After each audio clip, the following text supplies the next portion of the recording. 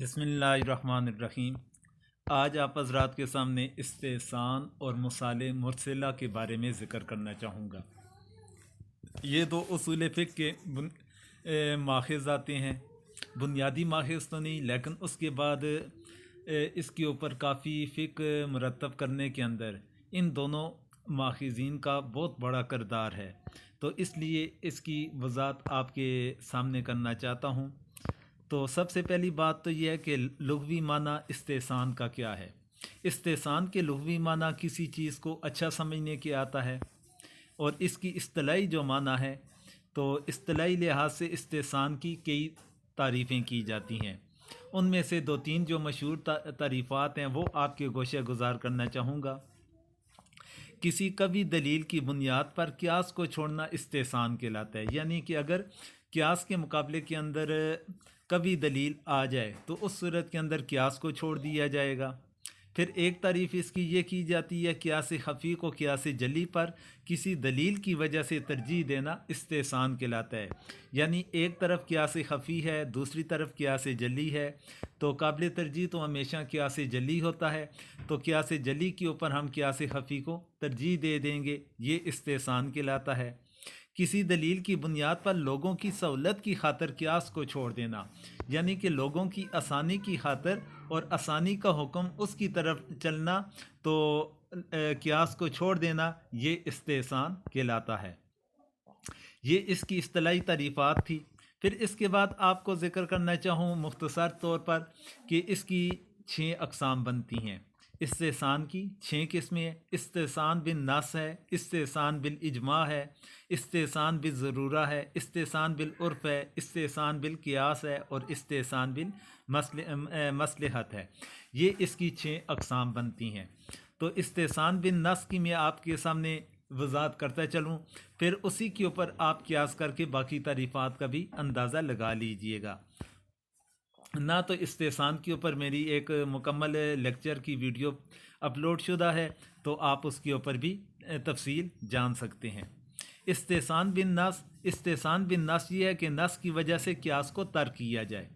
قیاس کا تقاضا ہے کہ اگر کوئی شخص روزہ یا نہ ہونے کی وجہ سے کچھ کھائے اور پیے تو اس کا روزہ ٹوٹ جانا چاہیے، کیونکہ نص میں مطلقاً کھانے پینے سے روزے کا ٹوٹ جانا ثابت ہے۔ کثرت اور سہون کوئی تفصیل اس میں موجود نہیں، لیکن حدیث میں ہے کہ جس نے بھول کی وجہ سے حالت روزہ میں کچھ کھایا یا پیا تو اس کو چاہیے کہ وہ اپنا روزہ پورا کرے، بے شک اللہ تعالیٰ نے اس کو کھلایا اور پلایا۔ اس حدیث کی وجہ سے یہاں قیاس کو ترک کیا گیا، کیونکہ قیاس کے مقابلے میں حدیث دلیل قوی ہے۔ اس طرح بیع سلم بھی اس کی ایک مثال ہے۔ یہ تو تھا قیاس استحسان بالنص کے حوالے سے۔ پھر آگے استحسان بالاجماع ہے، تو اس پر اب تفصیل کے اندر نہیں جانا چاہتا۔ استحسان بالضرورہ ہے، استحسان بالمصلحت ہے، تو اسی طرح استحسان بالعقل ہے۔ یہ چند استحسان کی 6 اقسام بن رہی تھیں۔ اب جاتے ہیں اس کے بعد جی مصالح مرسلہ کی جانب۔ اصطلاح کا لغوی معنی کسی چیز کا صلاح والا یعنی مصلحت پر مبنی سمجھنا، اور مصلحت کے لفظی معنی فائدہ منفعت کے ہیں۔ امام غزالی رحمۃ اللہ علیہ نے مصلحت کی وضاحت میں فرمایا، مصلحت سے فی الاصول اصول منفعت اور دفع مضرت مراد ہوا کرتی ہے، یعنی ضرر والی چیز کا دفع کرنا اور نفع والی چیز کا حاصل کرنا، یہ کیا چیز ہے؟ مصلحت ہے۔ اگر شریعت میں یہ مطلب نہیں، کیونکہ اصول منفعت اور دفع مضرت مخلوق کے مقاصد ہیں، مخلوق کی صلاح ان مقاصد سے وابستہ ہے۔ مصلحت سے ہماری مراد مقاصد شریعت کی حفاظت ہے۔ مخلوقات کے اعتبار سے مقاصد شریعت 5 ہے: تحفظ دین، تحفظ نفس، تحفظ عقل، تحفظ نسل اور تحفظ مال۔ یہ 5 چیزیں مقاصد شریعت کے اندر آتی ہیں۔ جو امر امور پنجگانہ کے تحفظ کا ضامن ہو وہ مصلحت ہے، اور جس بات سے یہ امور خمسہ ضائع ہو جائیں وہ مفسد ہے، اور اس کو دور کرنا مصلحت آتی ہے۔ پھر آگے مصلحت کے لحاظ سے مصالح مرسلہ کی اصطلاحی تعریف۔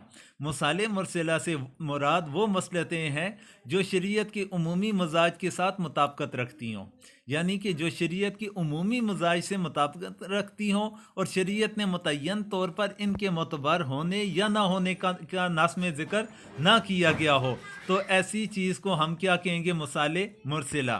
جیسا کہ سیدنا ابو بکر صدیق رضی اللہ تعالیٰ عنہ کا قرآن کریم کو کتابی شکل کے اندر جمع کرنا، حضرت عثمان کا قرآن کریم کے نسخوں کو تمام عالم اسلام میں پھیلانا، حضرت عمر کا بیت المال سے وظیفہ حاصل کرنے والوں کے لیے دیوان اور رجسٹر مقرر کرنا، یہ تمام چیزیں کس کے اندر آ جاتی ہیں؟ مصالح مرسلہ کے اندر آ جاتی ہیں۔ پھر آگے مصالح مرسلہ کی 3 اقسام ہیں۔ تو ایک قسم یہ ہے کہ ضروریات ہے، دوسری حاجیات ہے، اور تیسری تقسینیات ہے۔ یہ 3 اقسام بن جاتی ہیں۔ مصلحت کی اپنی ذات کے اعتبار سے 3 قسمیں ہیں، جبکہ یہ تقسیم شارع کی طرف سے مصالح کے معتبرہ ملغات اور ان پر سکوت کے اعتبار سے ہیں۔ اس اعتبار سے مصالح کی مندرجہ ذیل 3 اقسام بن رہی ہیں: مصالح معتبرہ، مصالح ملغات اور مصالح مرسلہ۔ یہ مصالح کی 3 اقسام بن رہی تھی: مصالح معتبرہ، مصالح ملغات اور مصالح مرسلہ۔ پھر آگے مصلحت کی 3 قسمیں ہیں: ضرورت ہے، حاجیات ہے اور تقسینیات ہے۔ یہ آپ حضرات کی میں نے گوشہ گزار کی ہے استحسان اور مصالح مرسلہ کے حوالے سے تفصیل۔ اگر اس کے اندر مزید تفصیلات جاننا چاہتے ہیں تو آپ میرے یوٹیوب چینل کے اوپر اصول فقہ کا ٹاپک کے اوپر پلے لسٹ بنی ہے، اس کے اندر آپ کو اس کی تفصیلات میسر ہو جائیں گی۔ اللہ تعالی ہم سب کو سمجھنے کی توفیق عطا فرمائے۔